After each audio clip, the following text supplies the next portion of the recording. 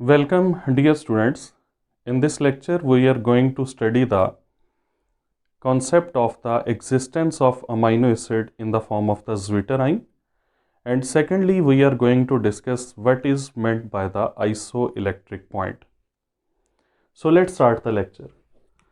My dear students, you know that amino acids, they exist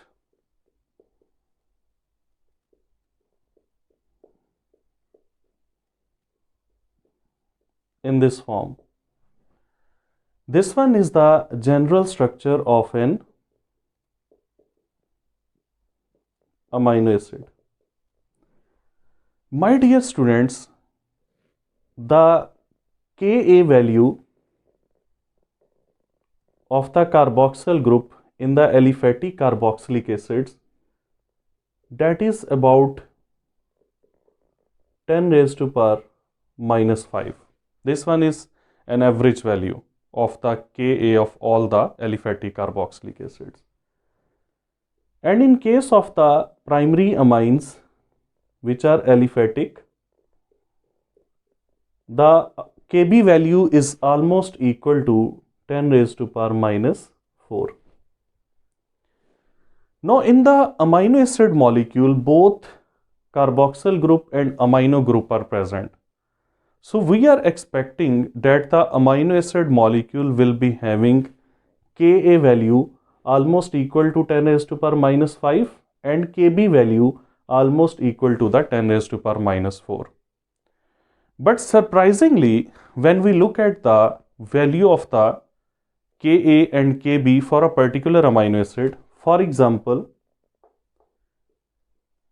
in the case of the simplest amino acid, which is glycine, my dear students, the value of Ka that comes out to be 1.6 into 10 raised to power minus 10, and the value of Kb comes out to be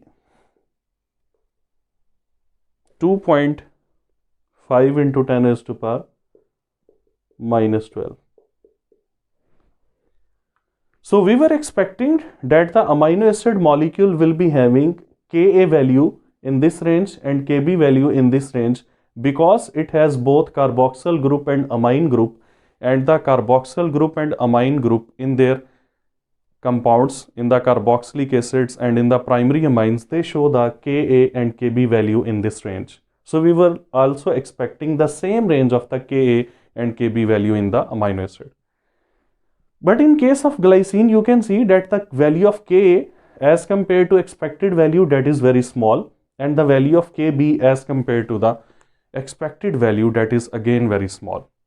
How can this happen that the carboxyl group and amine group in case of the amino acids, they have such a low value of the Ka and Kb, while in the other compounds in the carboxylic acid and primary amines, they have very high value of the Ka and Kb. How is it possible? Now this gives us an idea that something has happened in the amino acid molecule, and the studies reveal that the amino acid molecule, because it has an acidic part and a basic part.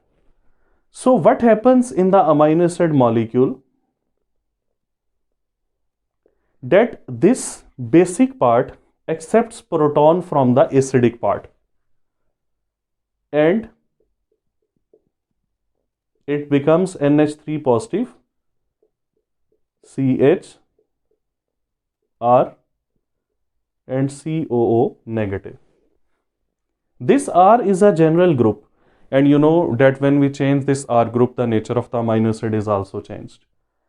Now, my dear students, the basic part of the amino acid accepts a proton from the acidic part of the amino acid, and when it accepts a proton, then amino acid becomes a dipolar ion. This is a dipolar ion because it has two poles, positive and negative pole. It is also called as internal salt because this one ion has both cationic portion and anionic portion, And you know the salt is a combination of the cation and anion, but it is an internal salt because it has both positive and negative charges within the same species.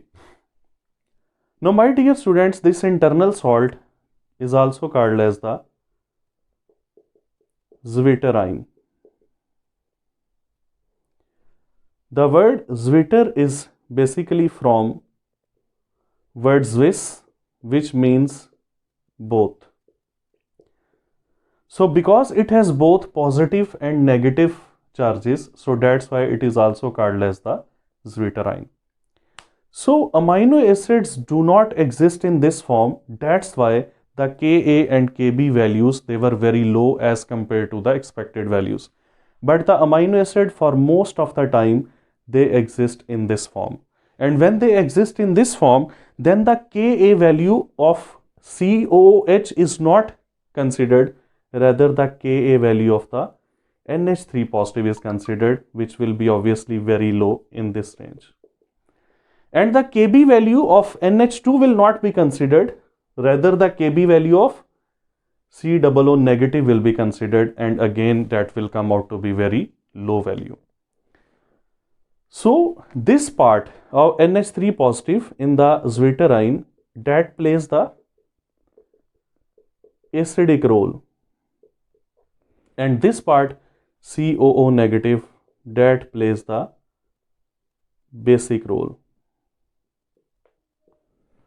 So the acidic character of the amino acid is not because of COOH group. Rather, the acidic character of the amino acid is because of the NH3 positive group. And the basic character of the amino acid is not because of the NH2 group, that is because of the COO negative group. So when we will be determining the Ka and Kb value, we will not be looking at the Ka and Kb of the carboxylic acid and amine group. We will be looking at the Ka and Kb value of the NH3 positive and COO negative groups, that will be very low. So in this way, the low values of the Ka and Kb are justified. And there are so many physical properties of the amino acids like solubility, melting point. They are also explained on the basis of the existence of amino acid in the form of zwitterine. Now my dear student, this zwitterine, it is basically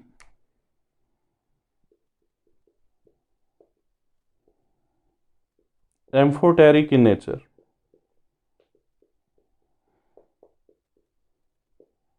Amphoteric in nature means that it will play both roles, acidic as well as the basic role. So in the acidic medium, it will act as a base, and in the basic medium, it will act as an acid. Let us look how it acts as an acid as well as a base.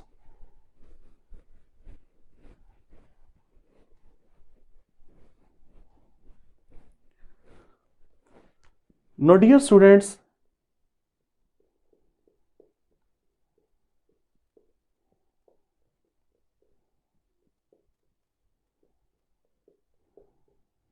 this one is the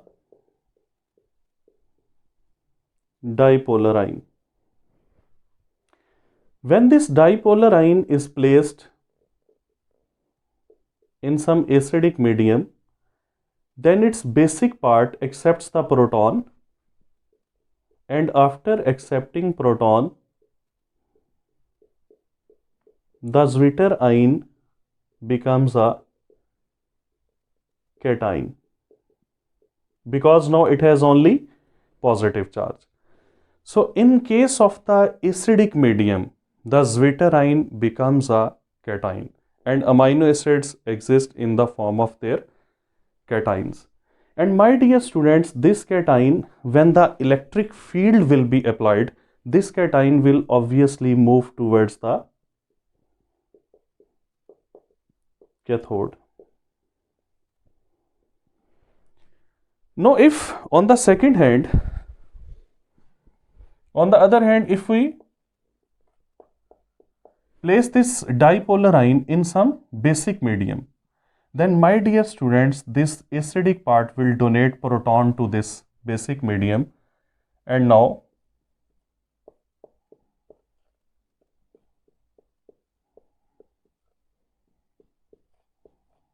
the zwitterine after donating the proton, that will become an anion. So in the basic medium, amino acids exist in the form of anion. In the acidic medium, amino acids exist in the form of cation. So when we apply an electric field by giving the acidic medium to the amino acid solution, then the molecules or the cations, they move towards the cathode. And when the amino acids are provided with the basic medium, then they exist in the form of the anions, and when electric field is applied, these anions will obviously move towards the anode. So in the acidic pH, amino acids exist in form of cation and they move towards cathode, and in the basic pH, amino acids exist in the form of anion and they move towards the anode when the electric field is applied.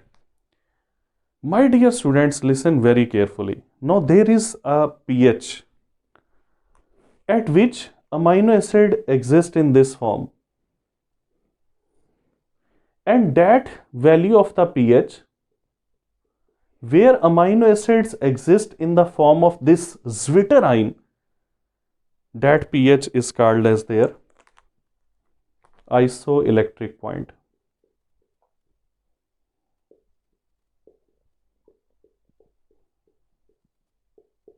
So isoelectric point is basically the value of the pH where amino acids do not exist in the form of anion or in the form of the cation, rather they exist in the form of the zwitterine. And when they will exist in the form of the zwitterine, now this zwitterine has both positive and negative parts. So when the electric field will be applied, the zwitterine will not migrate towards cathode or anode because the net force will be cancelled from both the sides.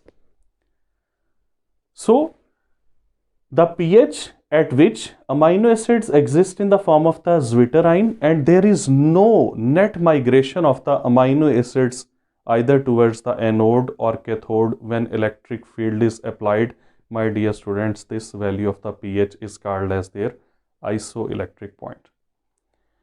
Some books explain it in another way. They say that isoelectric point is the pH at which the rate of conversion of this dipolar ion into anionic form and cationic form, that is equal. That's why the concentration of anionic form and concentration of cationic form at isoelectric point becomes equal. And when the cations and anions are equal in concentration at this pH, then obviously the number of cations that will move towards cathode will be exactly equal to the number of anions that will move towards the anode when the electric field will be applied. So as the number of cations moving towards cathode and number of anions moving towards anode, they will be equal. So there will be no net migration either towards the cathode or anode, and that pH will be called as the isoelectric point. So both concepts, they are same. One concept says that amino acid exists in the form of the dipolar ion, and the other concept says that no, the rate of conversion of the dipolar ion into its cationic and anionic form is same. That's why the concentration of cation and anion becomes equal, and when the electric field is applied, the number of cations that move towards the cathode is equal to the number of anions that move towards the anode. So net migration, that will be equal to 0. Now my dear student, all amino acids have their own value of this isoelectric point, which is shown with the symbol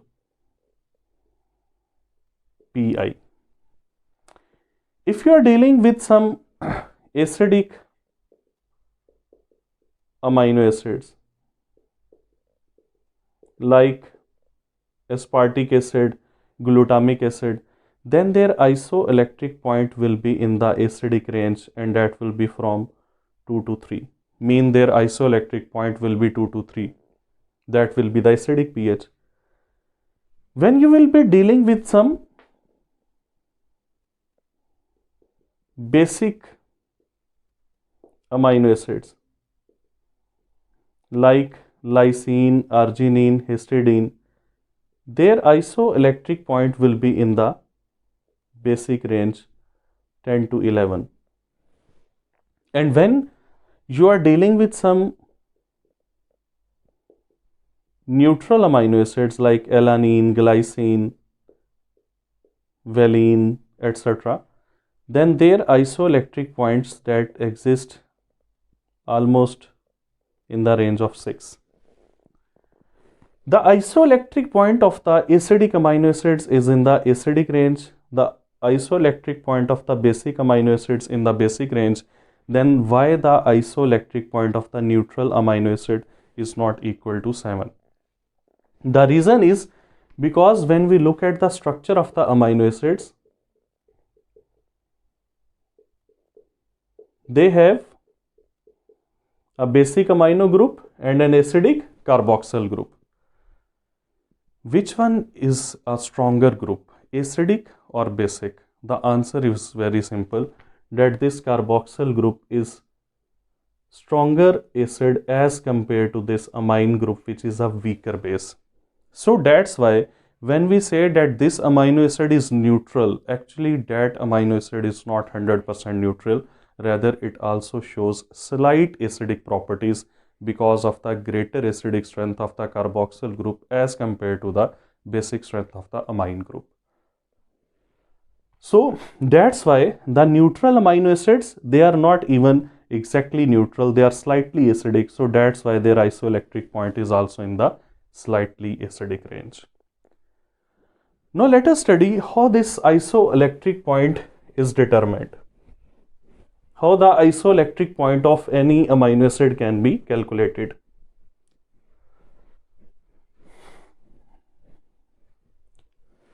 My dear students, in order to calculate the isoelectric point, I will like to quote 3 examples. One of a neutral amino acid. Second example of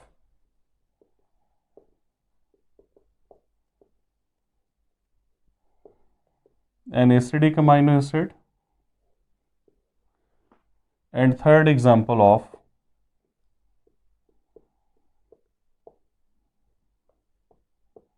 a basic amino acid.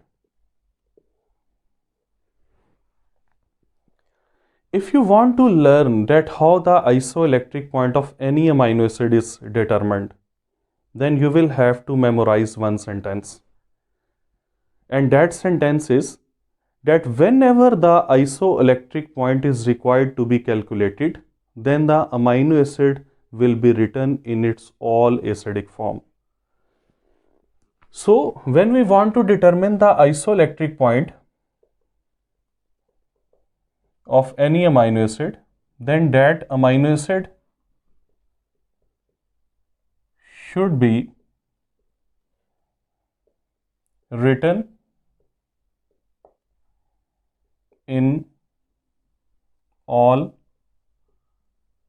acidic form. This is the sentence that is the key to determine the isoelectric point. When we see an amino acid molecule,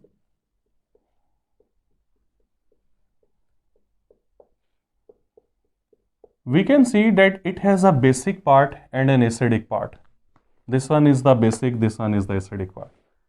If you want to determine the isoelectric point, then my dear students, you will have to make this basic part acidic as well, because you will have to write down the amino acid in all acidic form, means there should not be any basic group in that amino acid. So in order to make it in acidic form or convert it in acidic form, you will have to give this a proton. So it will become NH3 positive. Now my dear students, this amino acid is in all acidic form, mean both the groups are in their acidic form. Now let us study how we can find the isoelectric point of the neutral, acidic and basic amino acid. In the neutral amino acid, we will take the example of glycine. This one is the structure of glycine, because as I have already mentioned that we will write it down in all acidic form. So positive and 3. My dear students, now this one is also an acidic part and here is also an acidic part, mean both parts are acidic.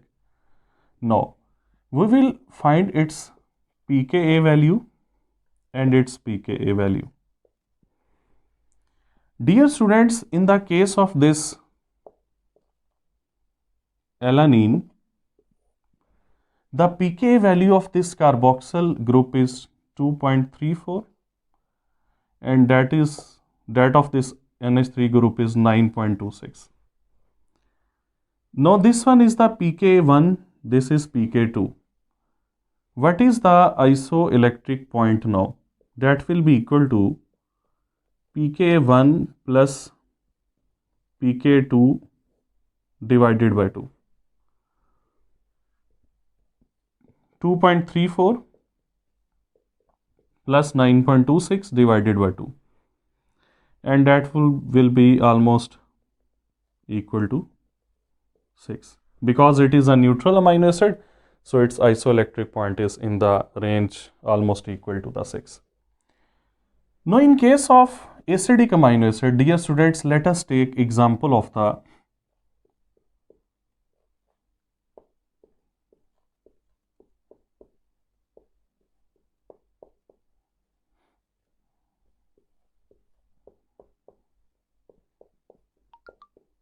aspartic acid. This one is the structure of the aspartic acid, but again you will have to write it down in the all acidic form. So convert the basic group into the acidic group as well. Now this one is an acidic group having its own pKa value. Again this one is an acidic group with its own pK value, and this one is an acidic group having its own pK value. Now there are 3 pKa values. Will we take the average of these 3 values? No, my dear students. You will consider those 2 groups that are structurally very much similar to each other, and they are this group and this group. So you will take their pKa values. Now let us suppose that I say this one is pK1, this one is pK2, and this one is pK3. Now the pK3 will not be considered because that is structurally very much different from other 2 acidic groups. So you will take those pKa values of those groups that are structurally very similar to each other. Now their isoelectric point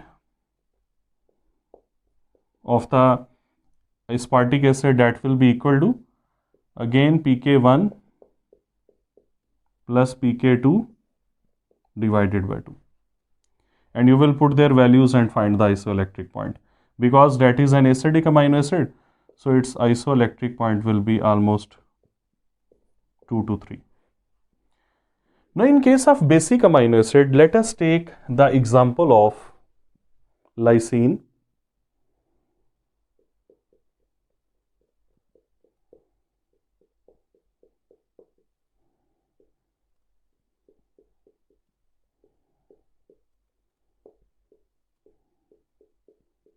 This one is the structure of the lysine. Now my dear student, in case of this lysine, again convert the basic groups into the acidic form. This one is already in its acidic form, so you have written this amino acid in all acidic form. Now there are 3 acidic groups, 1, 2 and 3. My dear students, now again you will take the pKa values of those 2 groups that are structurally same. So its pK value is, suppose it is pK1 and it is pK2. Now this group will not be considered because it is structurally very much different from other 2 groups. Now in this case, the isoelectric point will be again pK1 plus pK2 divided by 2, and the value of its isoelectric point, that will be in the range 10 to 11 because that is a basic amino